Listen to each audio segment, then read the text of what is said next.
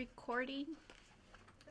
So my name is Marilyn Montano, and we're here with the Santana Public Library in the Santana History Room. Today is August 9th, Friday, and we're... Introduce yourself. My name is Rudy Cordova. I'm here from Santana also, owner of Cafe Calacas here in downtown Santa Ana.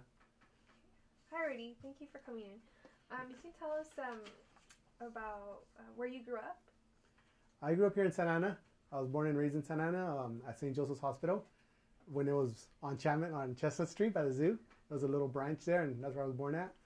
And I was raised over like in the off of Edinger and Standard area, kind of the Madison Square area by Madison School. And then by the time I turned about 13 years old, my parents had moved us over by like Saddleback High School area, and that's where I went to high school, over at Saddleback High School. And can you tell us about how was that high school experience and what got you to open up a business? You know, I grew up here in Santa Ana, so I had a pretty good kind of a friendship area spread out through, like I said, from Madison area all the way to Saddleback.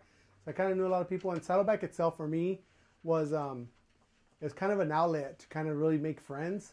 And then, you know, I think before I got to Saddleback, I was at MacArthur, which was a fundamental school. It had just opened, and they were super strict. They had like barely started the whole fundamental academic system. So they were really like laying down the law on everyone, and, you know, your dress codes. And where now I think it's a little more lax now. But I came from that school, which was really super strict, to Saddleback, which is like all goes, right? So being there at that school, I really became like very social. I started, you know, I got in the party scene, which was very popular back then, and, you know, it was a whole party crew movement. And through that, I think in reality, like now I tell people, because of that experience, I think it's what makes me today to do like events and my business and everything, that I'm really outgoing. I think I got my first taste of doing events and doing big, you know, I think venues and just pulling permits and everything that either has to do with building like a business, the one I'm running now, or having an event like the Dia de los Muertos event. Was my first taste of it was at Saddleback High School. I did get involved with the party scene, and we had party crews. And I actually belonged to a group of people, of promoters, that we would put together either warehouse events or underground parties, all the way up to we had a big event called the Grape Ape, which was a huge rave over at the Irvine Park Meadows. It actually ended pretty tragically. There was like a police car turned over, and, you know, we ended up having fines, and it wasn't very, very good. A very good outcome in itself, as that one party scene itself. But I did learn, you know, the beginning basis of how to promote, how to, you know, talk to business, how to get sponsorship, how to pull permits, how to deal with the police departments. At a very early age, I was only 17, you know, 18 years old when we were already doing these huge events. Which maybe now you look back and it was just, you know, kids partying, having fun. But at that time we thought we were, you know, owning the world when we were able to throw these huge parties. And I know that you had a clothing store. So can you talk about what clothing store? That's kind of where we started. We started with our clothing store. It's called Calacas. It was our first business. It started open over on Bristol MacArthur about 10 years ago. It was all kind of again, just an outlet of how to get, you know, different our style out there with our humor and our languages. It was kind of a spin-off of English Spanish. I always explain to people, if you were almost too Hispanic, you know, if you were from Mexico, you kind of didn't get some of the jokes. If you were too much from here and Americanizing, you didn't speak Spanish, you didn't get some of the jokes. A good example was we had a very popular shirt. It was a chevron, you know, a chevron logo. It's a spin-off of the Chevron logo, and a lot of our shirts were spin-offs of corporate companies. We kind of poked fun at them or kind of went off with their images and kind of, you know, made some money off of that. You know, made some money off of them while they made money off of us. Kind of thought. But it was a Chevron logo, and it had the Chevron logo, the art and everything. Instead of saying Chevron, it said Chingon. Well, if you were from Huntington Beach, you got that it was a Chevron logo. You got that part right, but you didn't make sense to you what the other part meant. Yeah, if you were a t-shirt in Mexico, you got the Chingon part, but you had no idea what the logo was. So you had to kind of be a demographic here from Southern California and grew up thinking both languages. So it was like that dual mentality of thinking and seeing images in both English and Spanish. And that's a lot of our shirts. You know, the Nintendo was a Ni Entiendo. You know, those were our spin-offs. Those were our images that we came up with. They were very popular. They took off. They eventually made their way into like the swap meets and everything else. But at first they were a good go. The lifespan of one of our t-shirts was probably about 1 or 2 years before you started seeing kind of the pirated version somewhere else.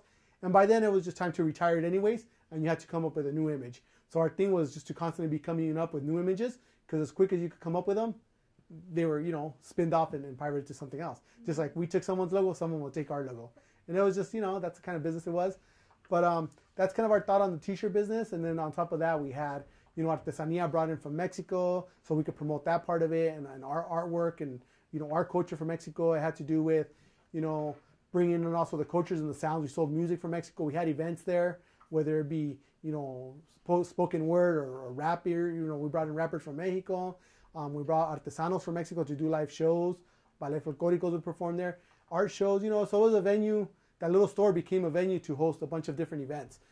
So we started off as a little tiendita, a little store that sold these t-shirts and arts and crafts, to all of a sudden it was completely out of our hands what it became.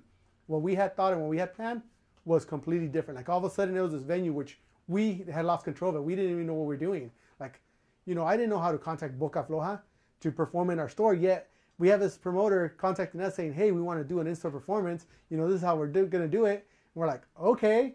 And then next time, now all of a sudden we know how to do it. So we're running our own events, and it just grows from there. It became this cool little tiendita, cool little spot that became something like just really magical.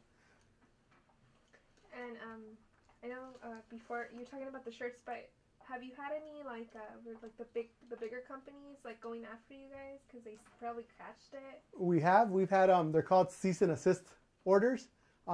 Once a company gets a hold of these letters or these images, they send you a letter, they send attorneys or someone to pretty much stop you from doing it. So a good example was, I have a couple of different stories, but a very good example was we had this one shirt that had the Olmega figure. You guys I hope you're familiar with the Olmega figure. It's like the center of the Aztec calendar is Olmeca. Well, it was the Olmeca figure, and then it had, instead of the LV, it said VL, which stood for Vato Loco. That was our Vato Loco shirt. So the VL, it had the same brown color as Louis Vuitton. It had the same font as the LV, but it's a VL in the Louis Vuitton form. Everything was Louis Vuitton, and we were selling it. And we were usually pretty careful, as long as, there's rules out there, as long as you change it like 20%, change the colors, those rules, you can kind of get away with it. But when we tagged that shirt, our sales tag that we put on it, the label, we accidentally, and we were just not even thinking about it, we wrote Louis Vuitton shirt. And one day we got a letter. It was scented, super nice fiber paper. It was imprinted with a seal. It was super scary. It was like 10 pages long. It had all these forms. It had pictures of the shirts. It had forms we had to fill out. It had negatives of the shirt that they've taken pictures. So what somebody did is somebody walked into the shirt, bought one, took it back to the company. This letter was from New York. So it made it all the way to New York. We got this letter saying, you need to stop running this production. It's too similar to our image. And you're using the Louis Vuitton name, which had a picture of the label. And the request, you stop running images, you pull everything off your merchandise, and you return back everything you have. Well, running the scheming business that you have, you don't even make enough to get fined by Louis Vuitton. So all production stopped on that shirt instantly. We pulled everything off. We have to write a letter back saying, we're stopping images and we're no longer selling the shirt. We're disregarding it. We were only down to like our last 6 anyways. We're not printing anymore. And so that's, when you get a letter from someone like that official, it's pretty scary. But we did get letters from like Tortilla Guerreros. We had a Guerrillero t-shirt. The same logo as Tortilla Guerrero, but it said Guerrillero. We got we actually had a visit one day from Travis Parker. Travis Parker is a very famous guy from Famous Stars and Straps. He has his own line, Famous Stars and Straps clothing. He's a singer for drummer for Blink 182. Lots of tattoos, very popular guy. A lot of people know him. He walked into our store one day. He had an attorney guy with him. You could tell he's an attorney. He was wearing a suit, very tall guy. Travis was in his hoodie and his sweater. We tried making small talk to him. They're looking around. And his attorney guy went to our t-shirt. We had a t-shirt that said Frijolero with the famous F. The famous F, and it said, instead of famous, it said Frijolero. Well, that came in. Someone somewhere, he's from Huntington Beach, told them, hey, there's a little shop in Santa Ana that has this t-shirt. Somehow they made their way either to New York City for Louis Vuitton or to his ears from us. So he came in. The attorney guy went straight to a t-shirt, started taking pictures. He didn't say a word to us.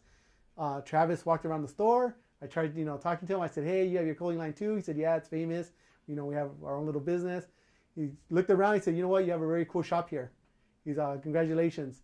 He walked down, he left. We never heard anything from them. But I know he was there for that. You know, he was definitely there for that. They took a picture of the shirt, but he left us alone. He either felt that, you know, we weren't stirring it up too much. We probably weren't going to make too much money off of it.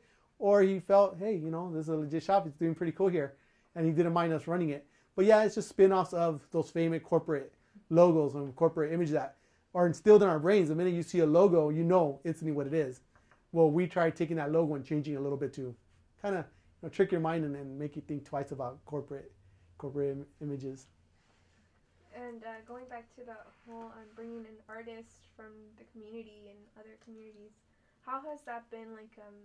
What are some of the successes and some of the big, maybe a big event that you guys had at your cultural store? Mm-hmm. You know, the events were come and go sometimes. Sometimes they were more successful than others, but whatever the event was, it was a good success. Like even if it was an event that really not too many people showed up and were like, oh, was that even worth it? It was still worth it. You know, it was a space to have it. And what it came down to was a lack of spaces. It was just one more space added to the community where someone was invited to come in and have something there.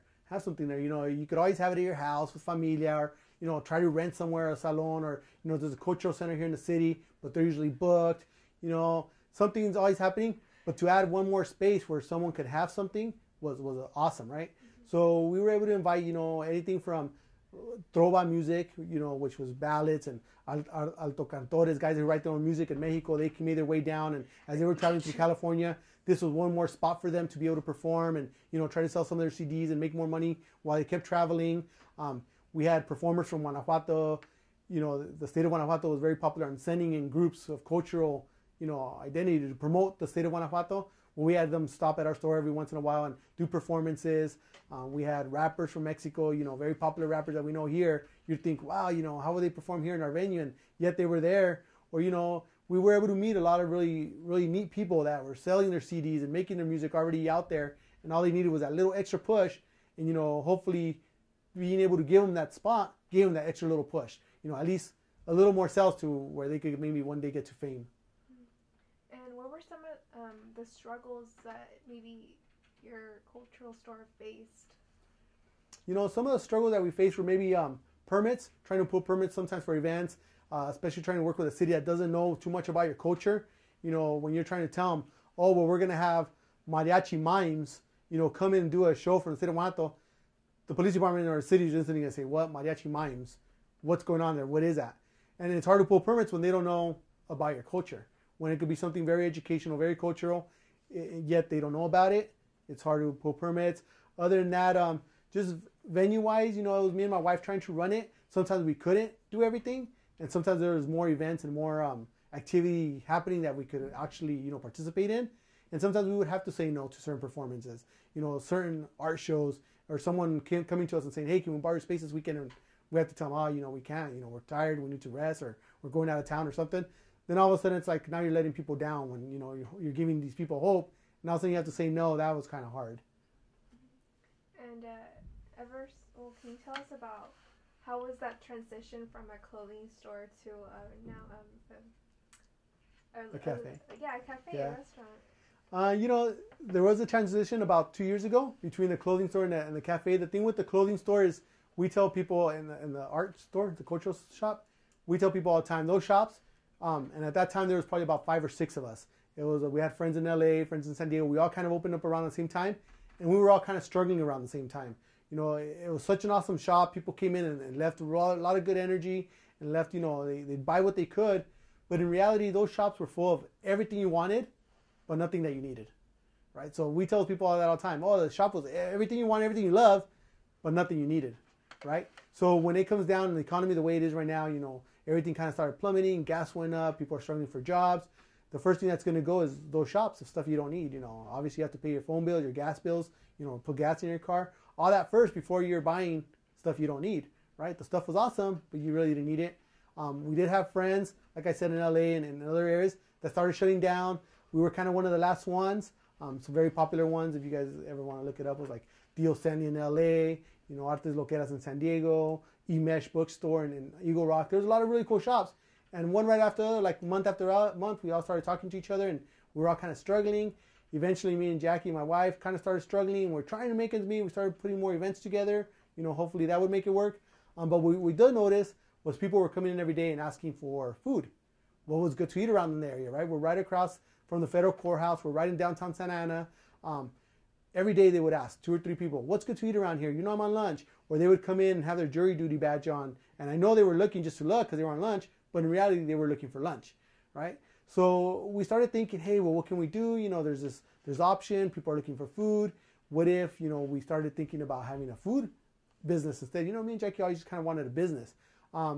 At that time, the center next to us went out of business, or they actually moved them. They relocated them upstairs of our building, and it became available. We had first dibs for that space. So we were able to take it over. We thought of the concept of the food. We wanted the same colors, the same concept, everything about the cafe or about the shop to be at the cafe. We ran both for a little while. It was about 6-7 months when eventually before we decided that it was going to be time to close down the shop and keep going with the cafe, which, has done really good. It's taken off and it gets really busy during lunch. So it was too hard for us to try to run both spaces. But I think we were able to do the transition pretty good in the sense that we kept the name. People still were able to continue using the name. We definitely are still open to having different events or different, things, activities to go on through the city, whether it be a big Dia de los Muertos event or have a book signing or have an art show like we had before. The colors are the same. The flavor of the venue is the same. And what we tried doing with the shop when we first opened was to be able to get people to open up their brains a little bit, to open up their thoughts and ask questions. So whether it be in there and ask a question of why we came up with that shirt, or what does that design mean, or what is this color, what's that sound, music we're hearing. Well, now with that cafe, it's a very safe menu.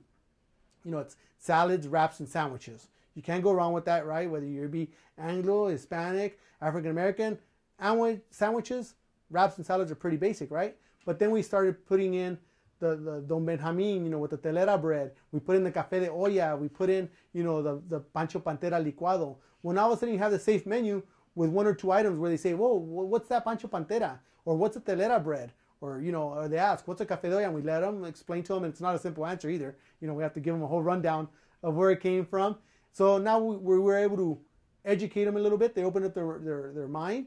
And hopefully they go home and they ask, maybe they'll Google telera. What's a telera bread? They'll Google it. Or, they'll Google who the artist that we have on that wall at that time is, and look them up. So what our mission was to have people ask questions and think outside the box and think, open up your minds to different cultures.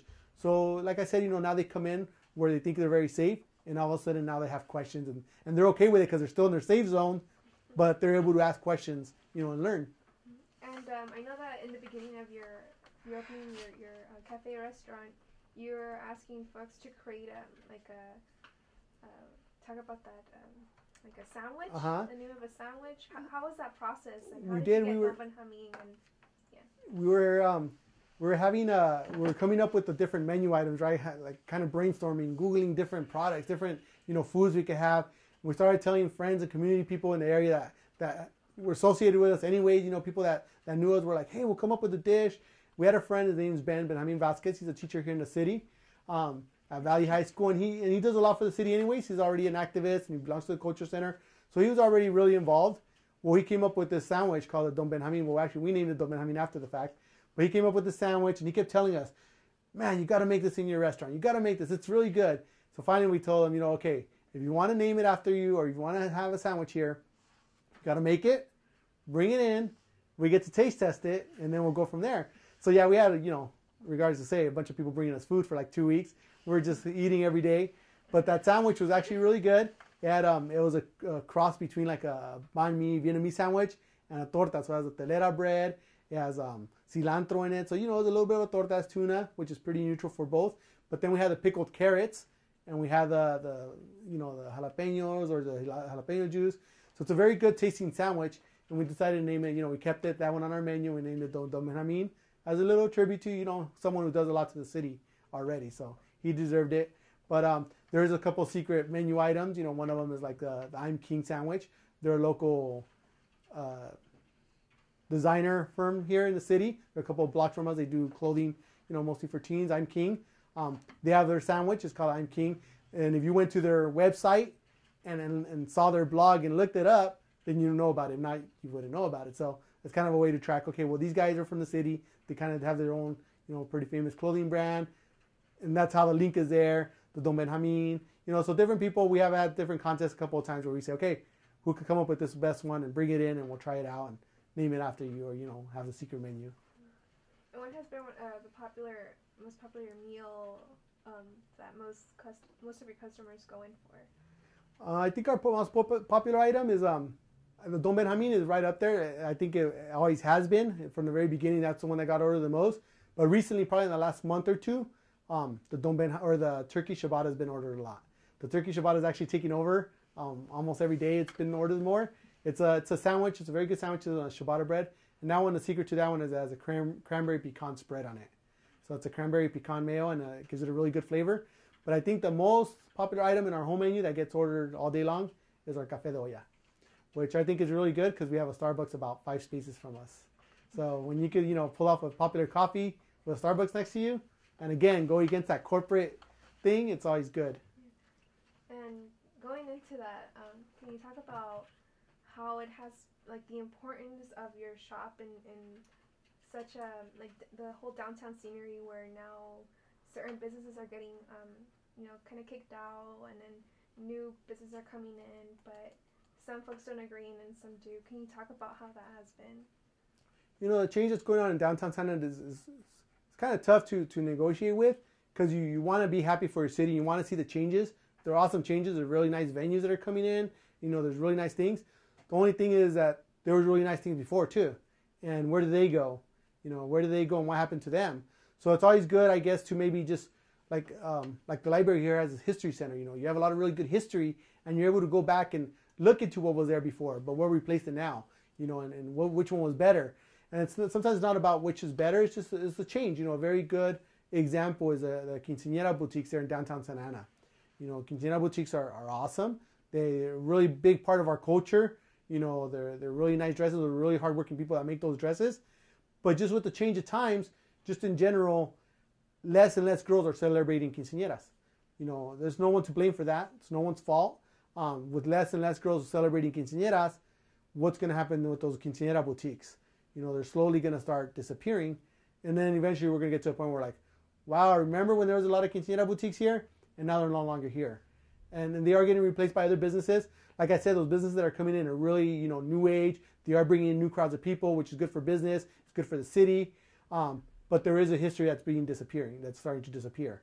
You know, down in the downtown East End area, you have the Yos, which is a big part of history. It's now an awesome nightclub theater venue. It's talked about all in Southern California, LA. The Yos is one of the best clubs around now. Unfortunately, we don't know it as a club. We know it as a Mexican community theater, right? So that's gone. But you gotta kind of be happy for what it is there now. You know, and unless you're gonna do something at the moment to rescue what you want to rescue, then you can't really look back and say, oh man, well that was there. You know, I missed the carrousel, yet I never rode it. You know, I never got on that thing, yet wow, I missed the carrousel. I used to be there. You know, so I think it's important to us to be able to save what we want now. And I think my business is a good example. You know, sad and all that the tiendita Calacas is not there anymore. But same tone, you know, if it's not selling, it's going to go away. You know, now we can look back and say, oh, we missed the tiendita, we missed Calacas, but it's gone for a reason, and that's because it wasn't really selling. You know, and so same thing with our cafe. Our cafe is there. There's a Starbucks about 5 spaces from us. It's up to you as an individual to decide. Do I want to support the company that sells 50 gallons of milk a day?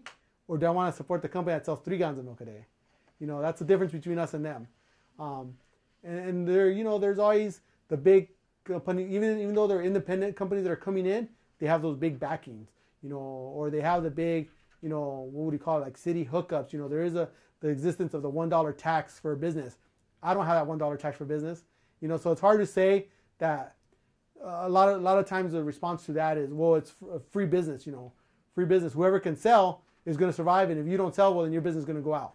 Yeah, that's true, but it's also not unfair when you have funding from an unlimited source, or you have the $1 tax breaks, or you have a promotional company doing promotion for a certain area. Well, that doesn't sound like it's a free market. That sounds like it's being hooked up, right? So, you know, again, it's up to you to decide, you know, where you shop and try to keep those businesses intact, you know. Unfortunately, sometimes there's no choices. A good example is Moya's Bakery. Moya's Bakery's been around forever. Very awesome guy. Very traditional dishes and bread and chocolate. He had no choice. He's a renter. He has a landlord that has more to say, and he's going to be moved on. hopefully open somewhere else, and where he does open up, we can find out where he's at and support him there. You know, all you can do is support at the moment. If not, then maybe hopefully you could try to support the new business coming in too. They're also, you know, cool and trying to make it. But yeah, there is that whole, you know, it's not a free market when they say it's a free market, and you know, it is kind of unfair when there's stronger backings to certain businesses that aren't. But yeah, definitely always support your independent, like mom and pop shops whenever you can. And have you ever, like, as you know, that a new business, have you ever felt that pressure too? Like, have they pressured you? You know, to change anything that you wouldn't want to change, or? Yeah, you know, I think the changes I've done through my business are more like stuff I would want to do, and people always question me, well, why did you do that? You know, why didn't you open later? Why didn't you stay open later? The changes I've done for my lifestyle. Like I try not to get involved too much with the political part of it, or what changes are going on. I have noticed that in the last couple months and in the future, the next couple months coming up, there's a lot of food places opening up, a lot of them. So a lot of people say, oh, well, you have a lot of competition now. Yeah, it kind of is competition for a couple of days. You know, people are going to come and go, and then they come back, or they're going to go. Just if you have good food, they're going to come back or not. You know, you just keep selling the product you have, and hopefully it's good enough that's going to keep people there. You feel it for a while, but in reality, like, the business is opening up. Since they are a different business, it is changing. You know, some of those businesses will sell you, you know, sandwiches with earth grass, or, you know, duck sauce, or, you know, earth greens. My sandwiches has romaine lettuce. You know, it has iceberg lettuce, or, you know, it has bologna. It doesn't have, you know, it's hen. You know, so they come up with these exotic dishes. They raise up the prices. Some of those dishes, in reality, like me, I always try to set the stuff that I want and that I could afford, comparing it to my family. Like, what can me, my family, and 3 kids afford? Living here in Santa Ana with my age group and my income, what can I afford? Well, I can't afford those dishes every day. Maybe once a month, maybe once every 2 weeks as a treat. But in reality, like, I set up my business thinking of the everyday business, everyday person coming in to jury duty. You know, just because you're going to court as jury duty doesn't mean you're making the same money as a judge or a DA, right? So what are they going to eat? Well, they need, you know, the basic sandwiches, the lower income dishes, you know, and hopefully I'm targeting that group. So I don't really try to get involved too much with the nice higher end restaurants coming in. We just keep doing what we're doing, and you know, hopefully people find out about us, and, you know, I think so. I think people really have spread the word about our business, and, you know, it's been doing pretty good. The changes I've done, I think, are based more personal, where the reason we had our own business from the very beginning was because we wanted to spend more time with our family and our kids. What we didn't want was for our kids to be able to grow up, go through junior high and high school, do after school sports, and us be at a job. You know, we didn't want to get caught on a job every day. So we wanted to have our own flexible hours, have our own business where, you know, we could go to events and go do stuff.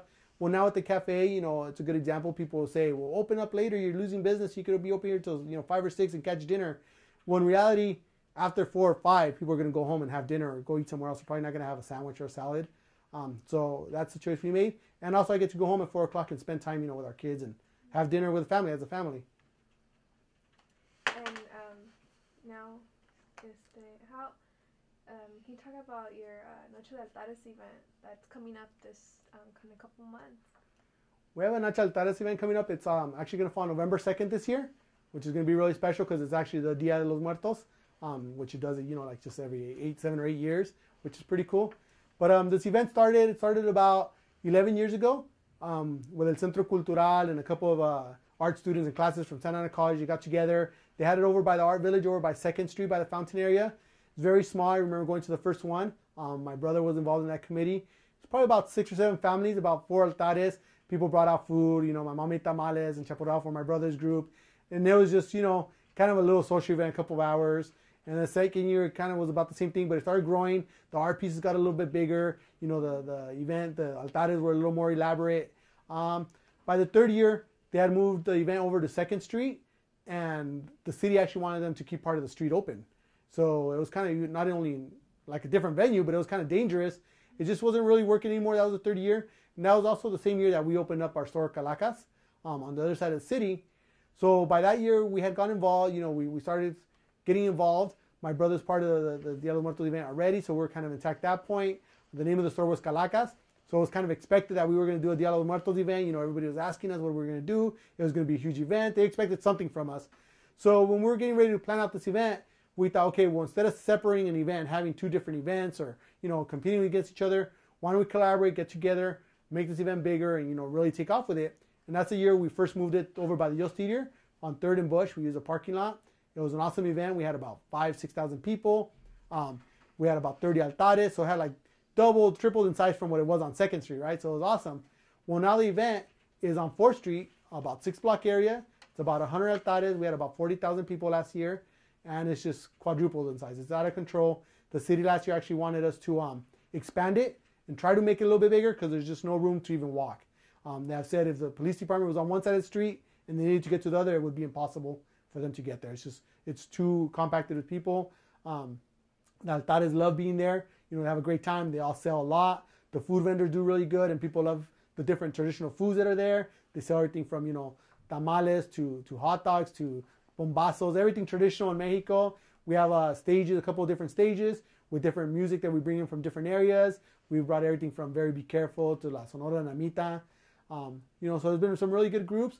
But yeah, the event has grown up to about 40,000 people, and this year it does fall on the first Saturday of the month, which is always the first Saturday of the month. It's our walk night, and it's November 2nd. It's usually from about 11 o'clock, 12 o'clock to about 10 o'clock at night.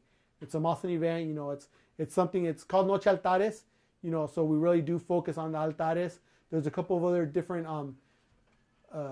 events here in Southern California, one being, you know, like Hollywood Forever or Oceanside, Riverside. They've become a little bit more commercialized. You know, they've kind of lost track of what they are. They have a lot of vendors, and, you know, it's become a little more Halloween. You have like the naughty schoolgirl and the werewolves walking around and stuff like that. And so, you know, it's a fun event. It's a fun event, but we try to keep ours a little more traditional, being that it is called Noche Altares. You know, we block our vendors at a certain amount. We try not to get any more than that because that's all we need. We have a certain amount of food vendors, and that's all we need. And then we have our stage, which for the last couple of years we've said we really don't need a huge name performance because it really isn't about that. It's about the altares. You know, so we will take as many altares as we can, which the last couple of years has been over 100. It's been like 110, 108. And it's an awesome event because families are able to come out and do an altar for some loved one they've lost for any reason over the last couple of years, or they have a full family one where they have various members of their family. We even have organizations coming out like breast cancer awareness, AIDS awareness, Mothers Against the War, you know, doing altares and bringing out their information and their numbers. And even the high schools, you know, we've gotten a lot of high schools involved. We went from maybe one high school, which El Toro High School is our first high school to get involved, to now it's like 8 or 9 different high schools, and they all bring out their student body, they bring out their jerseys, their colors, their posters, and you can see where the high schools are at. And it's nice to see them involved because along with them come the students, and along with the students they bring their parents, and you know, it just grows. So it's become an awesome event, and yeah, we definitely have to recommend everyone to go to that event. And I know, can you talk about the process of La Catrina and how you choose her? And you know, La Catrina is she's a kind of like the icon of Dia de los Muertos. She walks around and she's kind of what it is she's the rich, kind of like the El Catrín, which he's a dandy, the rich guy, you know. But La Catrina, she's like the icon of La Muerte, which as rich as she is, as beautiful as her dress and her bow are, and she's rich class, she's better than all of us, she's still dead. You know, at the end, we're all the same. So that's what kind of Posada, the guy who created her and the different images of Dia de los Muertos, tried to create. He also has a very popular image, which is El Catrín, or the guy with the bifocal. He's carrying a lens. He's a very rich character. You know, he has a suit with a ducktail on it, and he has a top hat. And then one of his shoes is like an old sock moccasin looking thing. Well, that's kind of to show as rich as you are, at the end, you're just one of us. You know, at the end, we're all the same. So no matter where you're from or what level you're at the end, we're all the same. Well, that's La Catrina is. You know, she's one of the characters that was created by him. She's very rich and elegant. She flaunts herself, and, you know, well, at the end, we're all the same. Well, she's like the main character, and what she does at our event, at sunset every year, she goes around and she kind of lights up each candle at each altar, kind of to commemorate, like, okay, well, we're here, the spirits are here, and they're here to visit us for the night and you know, awaken. You know, at that point, you're able to light up the rest of the candles of your altar. It's sunset, so it looks really beautiful. That's when the whole kind of place lights up, and it looks really nice. The Catrina, it began with a couple of like designated people that were part of our committees, and you know, it kind of went from there. Now it was the sisters of one of our community members, and it's been her for the last couple of years. This year's going to be a little different. This year we're actually having a Catrina ball, which is going to be a fashion show. You know, it's going to be an elegant fashion show. Different famous designers are going to come out and design their gown, whether it be, you know, made out of cereal boxes or corn husk or plastic bags, depending what your style is. You know, the people are going to design these gowns. It's going to be a fashion show. There's going to be arts, music. Well, walking amongst the people that night is going to be all the event goers. They're hopefully going to be dressed up to their best and painted to their best because we're going to be out looking for a new Catrina this year. And then that'll be our new Catrina, which I think it's an honor to be because people it's probably the most photographed image that day, Dia de los Muertos. You know, everybody wants to take a picture with La Catrina. So yeah, we are going to be looking at for a new Catrina at the Catrina Ball. Nice. And let me go switch it up. Do you guys want to ask him a question? I have a question for you. Do you get more Latinos in your cafe shop than other ethnicities? You know, I don't get more Latinos. I think when we were on Bristol MacArthur with our shop, we did because that was our target group. Like when I first opened up our shop, I thought, who's going to come to my shop? You know, it's going to be someone like me with my income, with my age group. Where would be a good shop space to open up? Well, that's how we came up with our first space. And I was targeting my group, you know, with my income of who could afford those t-shirts, right? When we moved down over here, we did our homework. We tried to advertise as much as we could. We flyered. That's when the MySpace and Facebook were barely, you know, we got on the beginning of MySpace, so we used that. And then Facebook came on, so we became Facebookies and, you know, really tried to promote. We got a good group of people to keep following the shop. With the cafe now, we really haven't done much of a promotion that way as to target a certain group because it is a cafe. Whoever is there, right? Well, about 80% of our clientele is coming from the courthouse, the city courthouse, the federal courthouse, the city yard, and maybe like the police department. So about 85% of our business is that, which is probably more like 40, 50-year-old Anglos. In reality, La Calle Cuatro, as we know it, 4th Street is a Hispanic street, right? It's La Calle Cuatro. Of course, you're going to get that business. They only make it up to about Broadway Street, and then they turn around and go the other way. They, for some reason, don't really cross over Broadway 1. It's really nothing there much for them. There's a lot of lawyers and attorneys' offices. There's a couple of architectural firms. So there's not really much over there for shopping-wise. So we lose our Hispanic clientele that way. Recently, in the last year, I think it started spreading the word that we have Café de Olla, that we have the Bionicos, that we have those Mexican dishes, you know, that they're traditional with. And we have, little by little in the last year, we have noticed our Hispanic base has started growing to about, I would say maybe a little bit less than half. I would say probably about 35% of our business is Hispanic now.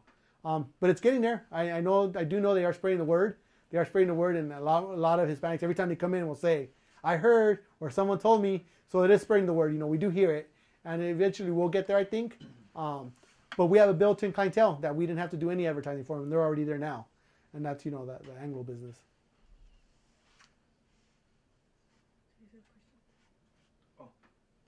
So about the Don Benjamin sandwich, how did it happen again? Because I remember my teacher was talking about it, and he was saying that you guys named it after him because he was like a teaching legend or something, and like he would just brag about it. Oh, he's a legend now, huh? Yeah, because no, they made it like a newspaper thing, and like when his students would bash on him as a joke, he would go like, "Oh, let me refer to the picture frame," and like it says, yeah. "Oh, Don Benjamin at a young age of something already a teaching legend." Like, there is a couple of news clippings out there. We've been on a couple magazines. We made it on a magazine in Japan, where the whole thing is in Japanese. And the only thing you could understand is Rudy, Jackie, Calacas, and Don Benjamin. Oh, and Santana. Everything else is in Japanese. But so he has had a couple of news clippings where they mention it. But it all started with him, just coming to the shop. We hadn't even opened the cafe yet. We were just talking about the cafe and what would we sell there. He kept saying, man, you guys have to sell my sandwich. You guys have to do my sandwich. We're like, all right, Ben, make your sandwich, bring it in. We'll try it. If we like it, we'll make it. He brought it in. He never asked to name it after him. You know, that was me and my wife's kind of surprise to him. He made it. We said, oh, wow, it is pretty good. What are your ingredients? He told us. We were able to work with those ingredients that he offered us. And we made the sandwich. And when we made the menu, we just wrote on there the Don Benjamin. And, you know, left it to his surprise. He was very happy with it. You know, he was flattered that we named it after him. But yeah, every time there is a news clipping or a taste testing or some taste write-up about our cafe, they usually do talk about the Don Benjamin. But so it doesn't fall too much behind. There is a Rudy's roast beef too. And what does that consist of? The Rudy roast beef, it's a roast beef sandwich on sourdough, and that what makes that one good is it has a toasted onion mayo. So the mayo in that has a toasted onion flavor to it. So our sandwiches kind of have a little bit of a taste, you know. I heard about some competition. There is a little bit of competition. There's days where we kind of count who's selling more. If it's the Rudy's roast beef or the Don Benjamin. And the last couple of times, like I said, I think Jackie, my wife, has been winning, even though she doesn't work there anymore. She's been winning. The turkey ciabatta has been doing really good.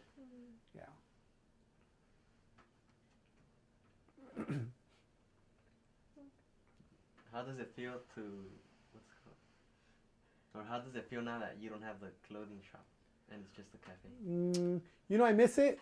I miss it. The cafe keeps me super busy. Like, I get home and I'm tired. I'm whooped. Because what happens with the shop was you get to sit behind the counter and greet and meet people. With the cafe, I got to shop in the morning. You got to vend every morning. Go pick up your produce, your meats, your breads. You get the staff the store, get it ready. You come in, you prep, you get ready, and your lunch rush is just chaos. It just, every day it falls apart. You know, no matter how much you organize and you prepare for it, every day just kind of falls apart. And then it's clean up, get it back to order, and reset again for the next day. So by the time I get home, I'm done. What I do miss is I have all these ideas in my head, just going around of different products, different ideas I can make, different T-shirts. I can't look at a logo and not think of what I could write down like jokes for it, right? And I miss that. I miss that I could actually take an image, take something, draw it on a Sharpie, get in the computer, and send it out to get done. Like I could actually make products, or the feeling of walking into like a Denny's or something, or a restaurant and seeing someone wearing your T-shirt. It's like, oh, that's my T-shirt.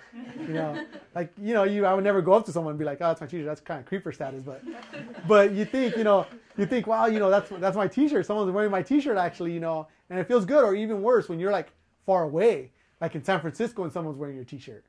It's like, oh man, my T-shirt made it all the way out here. So I like that part. And with the cafe, as popular as it is, it's the cafe and people eat there, and it is what it is. It's food.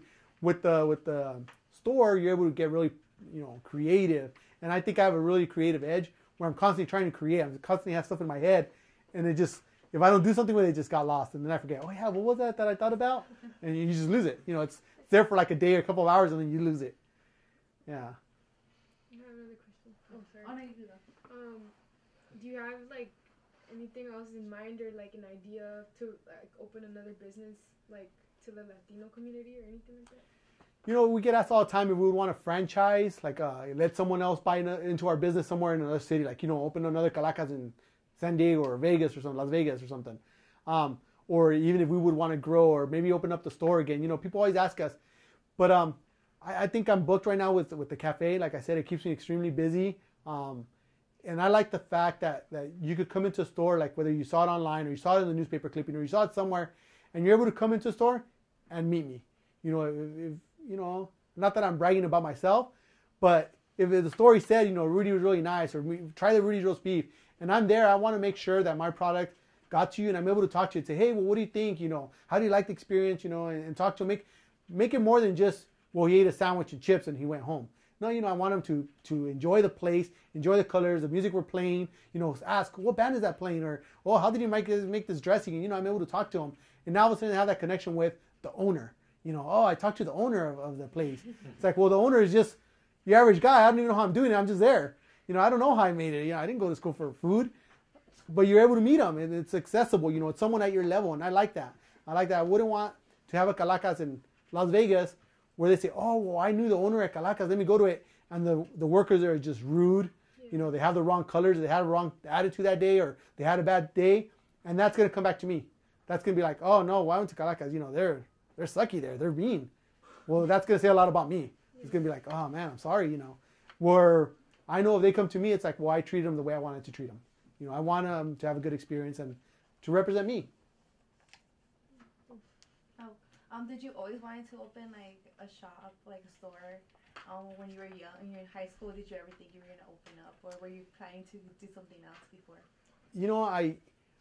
I think I was going to be a partier for life. I thought I was just going to own a club or something. I don't know what I thought, but I knew I wanted to have a business with the music scene. I wanted something to do cultural and get involved with people and be able to touch people somehow, right? Well, it went from just doing that to listening to my mom when we were little kids. My mom, at the very beginning of like the 80s, she used to make these really gaudy albums, which she would put foam on them. She put tapiz on them. She put plastic on them to put your picture in, all these little flowers. And they were just these huge albums, right? Well, now they're like the most popular thing for quinceañeras and baptisms, these decorated albums. My mom was like probably the inventor of those back in the 80s, right? And she had said, I'm going to open a tiendita. I'm going to open up a little store. And she had like 3 locations picked out. One day I'm going to open my store. And then for some reason, it just didn't happen. And then I'm going to open up a store. And then for another reason, it didn't happen. She went on through life and she never opened up her store. Like I said, now they're in every corner. You could pick up decorations.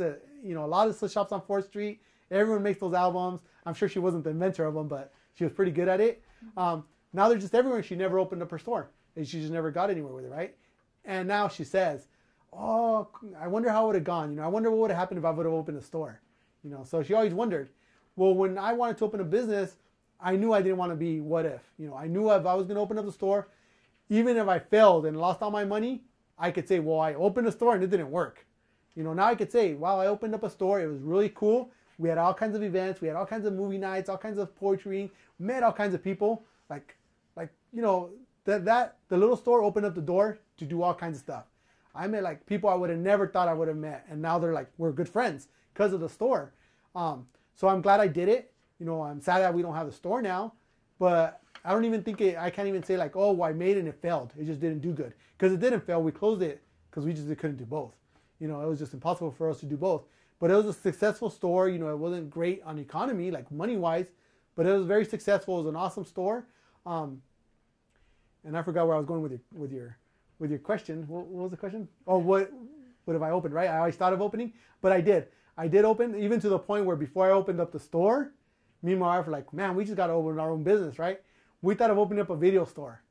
So imagine if we would have opened a video store, like it would have definitely plummeted. Like everyone has Netflix, there's red boxes everywhere. Video stores wouldn't have done good, right? So we were actually thinking of opening a video store, right? Our last business that we were going to open right before we decided to invest money in our store, we had money ready to set down. We were going to open up a laundromat. We're going to do a lavanderia. We're like, dude, let's open up a laundromat. You know, we'll just count all kinds of quarters all day long and we'll get rich on quarters. When we contacted this real estate agent, he was looking for a place for us. He found this one. He's all like, oh, you know, there's a real nice laundromat for sale on Seal Beach grounds. It's super affordable. It's on your budget that you guys, we had a check ready. We were going to look at it. On Seal Beach, we're like, man, on the beach, a tourist attraction. Like people are going to have to like clean their towels while they're staying at the hotel. They're going to clean their bathing suits. There's money to be made there, right? We went. We got there. All the machines were rusted out. What we didn't think about is Seal Beach. There's salt water, right? So we were about to plunge our money down on something we knew nothing about just because we wanted a business. So luckily somehow, you know, higher power stopped us and showed us, dude, look at these machines. They're all rusted out. You're going to have to repair all of them. So we're like, yeah, I don't think we're going to get into this business. We knew nothing about it, right?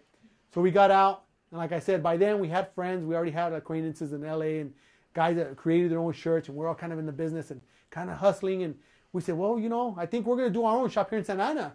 And so those same guys that opened up their shops, like Navalin on Sunset and Tio Stanley, those are the same designers that kind of came in with their shirts at first. And they said, okay, Rudy, this is what you're going to need. Let's do it. And they helped us and we helped them. And we were able to open. And it was something, yeah, maybe we didn't know about business, but we knew about that. We knew about our culture. We knew about, you know, graphic designing. We knew about how to print t-shirts. And so we were able to do something with what we knew. So, you know, maybe a bad education or a bad comment would be not that you need business schooling or anything like that, but in reality, I didn't have any. You definitely should go to school for business. Maybe it would help me more, like on budgeting wise, you know, your numbers and all that. But in reality, I didn't have any of that. I just knew I wanted a business. I knew what to do, and I went with that. And so, you know, I think it was fairly successful. Any more questions? No? Any questions? Do you have my... Yeah, Rudy, actually, I wanted to go back a little bit early on because it sounded like we skipped over a lot of the early life, but a lot of those connections really played an important role in the success of your business later on. So I was actually just wondering if you could tell me a little bit more about what the Santa Ana party scene was like when you were coming up and a part of it.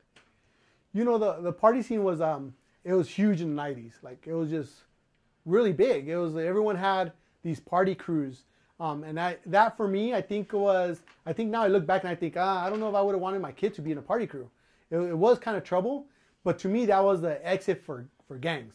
It was either like, oh no, I can't join a gang. I'm with this party crew of 8 guys. You know, so it was a smaller group of friends that we kind of kept busy so that we didn't have to get into trouble. Yet we were causing our own little trouble, which wasn't trouble. You know, we were creating our own little business.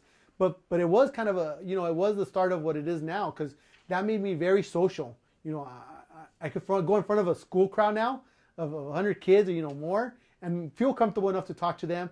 I could go to any city council member and say, hey, you know, this is what I need. Or, you know, I could go door to door at any business and tell them, I need your signature because this is what I'm going to do. You know, and it was all because of that. It was the encouragement that we gave each other as kids to say, this is what we need to do. You're in charge of getting the barricades to throw the party. You're in charge of finding the warehouse that's empty. You're in charge of getting the DJ and how we're going to get the music there. And you're in charge of getting some bouncers. And so we each had our little task. And if you didn't perform that task, the event was just going to fall apart. So you needed to know you were going to be responsible. As unimportant as that was, it was very important to our scene. You know, if you didn't want to let your friends and potentially 1,000 people that you were going to be able to charge at the door to fall apart, you wanted it to come through, right? So you were going to follow through on whatever you needed to do whatever research you needed to do, call whatever people you needed to call to get that group of people, right? So we really did, you know, we really did kind of invent that business sense now back then. You know, being able to throw a huge Dia de los Muertos event all had to do with me throwing that first rave at Irvine Meadows Park. You know, it's the same thing. It was just a different crowd, different numbers, and we just didn't know what we were doing then. Just like we didn't know what we were doing, you know, 10 years ago with the Dia de los Muertos event. Now, I have those same contacts. I have the same people year after year, and it's kind of streamlined to become what it's now is. But the first couple of years, you know, you just kind of, you just jump in it and do it. But that party scene, like I said, was just a escape from having to join the gangs. We were able to join those party scenes, and then from there they became little businesses. It became, you know, ours was called, I think we had like various names. I think one of them was like Renaissance or House Squad. And all of a sudden it went from House Squad, Renaissance, or the Get Along Gang to Face to Face Productions or, you know, Insomniac, or, you know, any of those big crews right now. You know, I don't know if you guys know, Elias was a friend of ours back in the 80s. He's now the owner of Insomniac, which throws EDC. So have you guys heard of EDC? Yeah. Right? Huge. Yeah, he came from the whole party scene. He started off as a promoter, which became huge. So like Insomniac, you know, Face to Face, all those guys were groups of like 5 or 6 party crews that became a production. And so now it's huge, you know, and so you could definitely become something where, you know, we thought we were causing trouble. Our theme was, you know, have fun, be careful, and don't get caught. That was our logo, you know, that's what we lived on. Have fun, be careful, and don't get caught. That's what we lived on day after day. Well, now, you know, we're able to have our little businesses and you know, not just the party scene, but I think back then when I went to school, and a lot of the city council people right now are a good example of it. Tinajero, you know, was from Saddleback High School, where I went, very party school. You know, who else? There's a couple of us, like Michelle Martinez came from Santa Ana, you know, very kind of party school too. They're there because they were very social. They were able to go out and talk to people. So I think for me, it became one of those things where now I look back and I think, well, the kids that were at the really good schools and did really good in grades are probably like the attorneys and your very high-end people. Yeah, they're doing good, but the social city council, the mayors, the business owners, the entrepreneurs, the people doing the events are all your social people that were having fun back in the, you know, in the high school scene. So it could have gone either way. You could have either been very studious and done really good in academically and business-wise, or been very social and you would have also done very good because your sociability could get you far. You know, as long as you're comfortable talking with people and, you know, growing on people. The